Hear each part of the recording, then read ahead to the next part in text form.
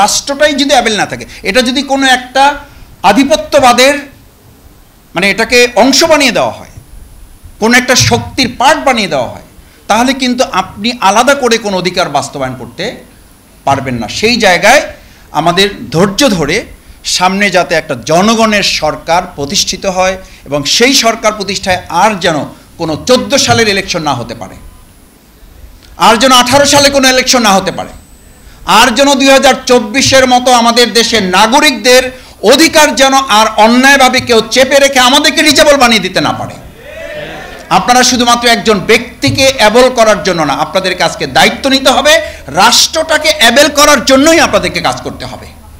রাষ্ট্রটা যদি অ্যাবেল হয়, আমি আপনাদেরকে কথা দিচ্ছি, আপনাদের একজন ভাই হিসাবে কথা দিচ্ছি, একজন রাজনীতির কর্মী হিসাবে কথা দিচ্ছি, দেশের একজন সাধারণ নাগরিক হিসাবে কথা দিচ্ছি, যে দেশটা যদি আমরা অ্যাবল করতে পারি তাহলে আমাদের এই সমস্ত ডিসেবিলিটি যা আছে, আমাদের মিসক্রিমেন্ট যেগুলো আছে এবং আমাদের যে বৈষম্যগুলো আছে, এগুলো উত্তরণ করে আমরা একটা ভালো জায়গায় পৌঁছতে পারবো ইনশাআল্লাহ। আমি সর্বশেষ পর্যন্ত থাকতে পারলে আমার জন্য ভালো হতো, কারণ আমি আপনাদের সাথে ছিলাম, আছি এবং থাকব। এবং একটা মজার কথা বলি, আমি কিন্তু আপনাদের এখানে এসেছি একটা লড়াই করে, এবং আমি লড়াইয়ের মধ্যে আছি। আমি যে সংসার করি, সেই সংসার একজন চিকিৎসক আছেন। আপনাদের চিকিৎসা নিতে চাইলে উনি আমাকে সাহস যোগান, কিন্তু উনি বলেন যে এটা খুব দরকার আছে কিনা দেখো। তাই বললাম এটাতে তো একটু ভালো লাগছে আমার। বলছে হ্যাঁ তা ঠিক আছে, ভালো লাগছে, নিতে পারো, অসুবিধা নেই। এই যে সাইকোলজিক্যাল একটা দ্বন্দ্ব আছে, এই দ্বন্দ্বটা আমি পরিবার থেকে উপলব্ধি করি, এবং এই দ্বন্দ্বে আমি আপনাদের পক্ষে আছি। পক্ষে আছে মানে আমার সংসার ভেঙে তো আর আপনাদের সাথে আসতে পারবো না, সংসার ঠিক রাখতে হবে।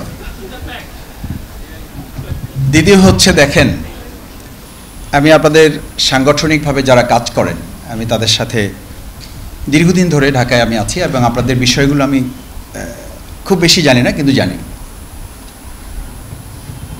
আজকে আপনারা এখানে কম্প্রিহেন্সিভের কথা বলেছেন, আমরা তো আমাদের রাজনীতিতে ইনক্লুসিভনেসের কথা বলতেছি, যে আমরা সবাইকে নিয়ে চলতে চাই, তাই না? তো সবাইকে নিয়ে যদি ওখানে চলতে চাই, এই কথা যদি বলি, তাহলে আমরা চিকিৎসার মতো একটা গুরুত্বপূর্ণ অধ্যায়ে আমরা সবাইকে নিয়ে চলতে পারবো না কেন?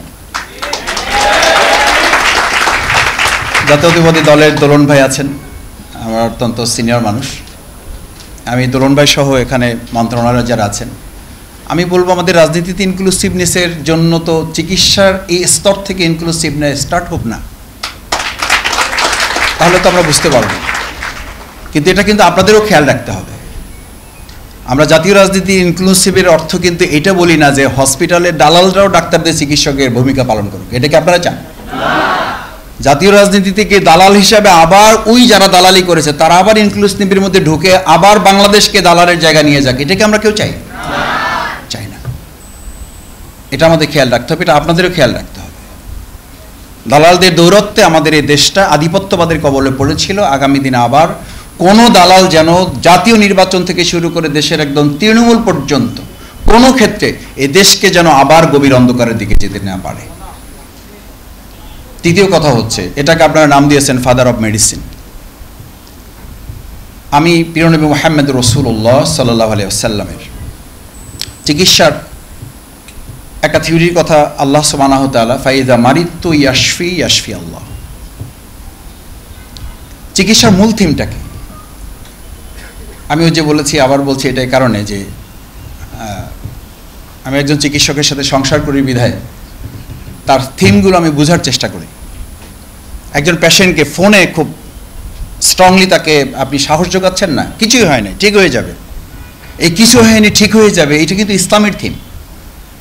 পজিটিভনেস, আপনি ঠিক আছেন, আপনি ভালো হবেন। একজন ডাক্তার যত ভালো চিকিৎসকই দেন না কেন, আপনি তাকে তো সাহস যোগান,